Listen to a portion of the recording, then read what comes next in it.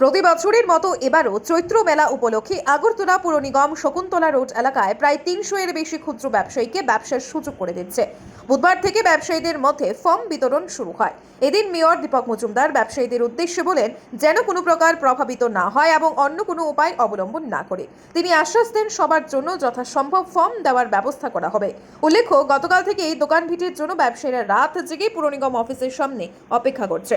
পুর নিগম জানিয়েছে বিনামূল্যে ১ এপ্রিল থেকে ১৪ এপ্রিল পর্যন্ত খুচরো ব্যবসায়ীদের ব্যবসার সুযোগ দেওয়া হবে, যা গত কয়েক বছর ধরে চালু রয়েছে।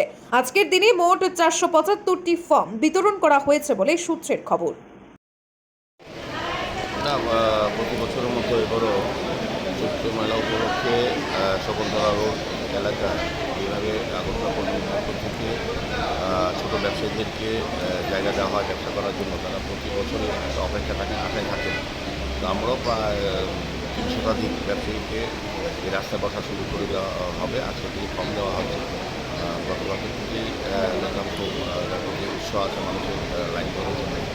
আমার আশা থাকি যে আমরা সুন্দরভাবে যারা যারা লাইনে আছেন যতটা সম্ভব আমাদের দেওয়ার জায়গা আছে তবে আমরা দেবো। সেক্ষেত্রে আমি সবাইকে অনুরোধ করবো কারোর প্রভাবিত বা প্রভাবিত হবে না। টাকার বিনিময়ে অনেক সময় দেখা যায় যে আসে, এটা কিন্তু আমরা বরদাস্ত করবো না। যাকে দেওয়া হবে তার নাম ধরে আমরা নিজস্বভাবে আমরা তদন্ত করবো ওই জায়গাতে ওই ব্যক্তি বসেছে কাজে অন্য কারোর জোর করে বা অন্য উপায়ে বসার কোনো সুযোগ নেই। তো আমি আশা করবো যেহেতু এটা চৈত্র মেলাটাই আমাদের ঐতিহ্য, আমাদের শহরে এটা পরম্পরা, ক্রেতা বিক্রেতা সবাই আশা থাকেন এই বছরটা এই দিনগুলির জন্য।